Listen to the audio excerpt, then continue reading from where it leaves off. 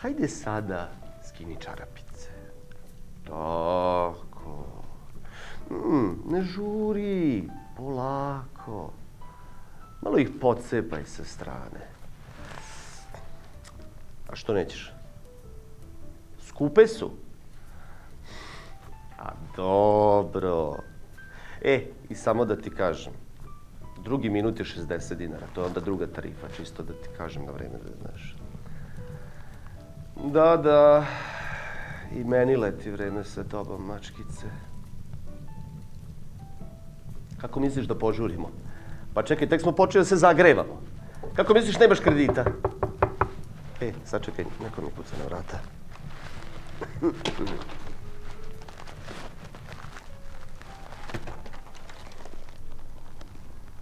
Da? Nenade, vi ste? Da? Drago mi je. Moje veliko poštovanje. Ja sam Blažo Kovačić, student sa Akademije umetnosti. Preciznije, slikarstva. I? Ja jako želim da postanem vaš učenik. Da me učite kako da slikam. Od koga si čuo za mene? Gde si se raspitivao? Ja sam se za vas raspitivao kod mnogih i rekli su mi da ste jako zahtevni. Žao mi, ali više ne primam učenike. Ja sam jako tvrdoglav. Znači, tvrdoglav si?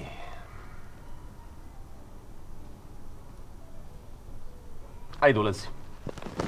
Ja bi jako voleo, ako nije problem, molim vas da pogledate, evo, ovo je moj rado. Evo, izvolite.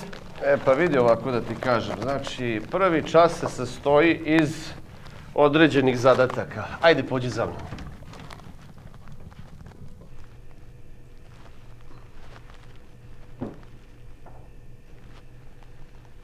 Sad vidi ovako.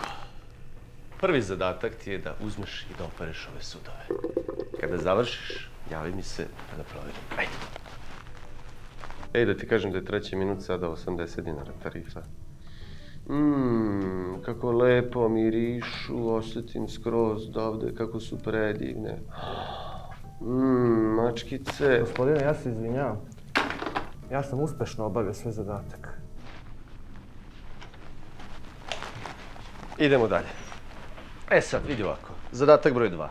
Uzmeš lepo i složiš ovaj krevet da bude zategnut sa kompakom. I obavezno mi javi kad završiš. Ajde.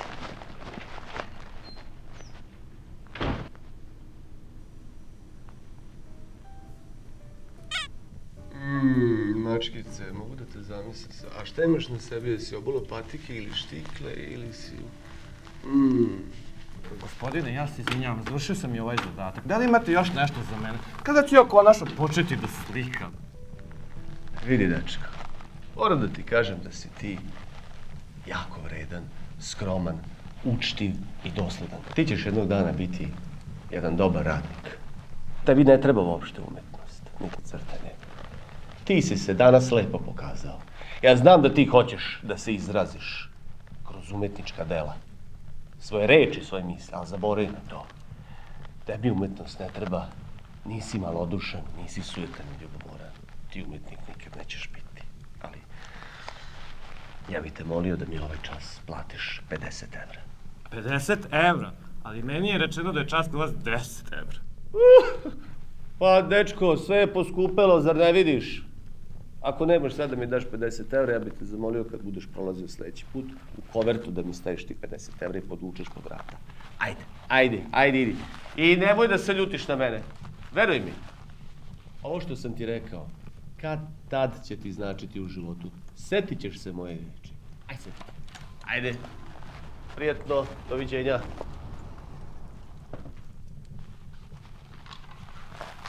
Mačkice, ako možeš, ponesi one tvoje jeftine čarape sa sobom i kreći odmah.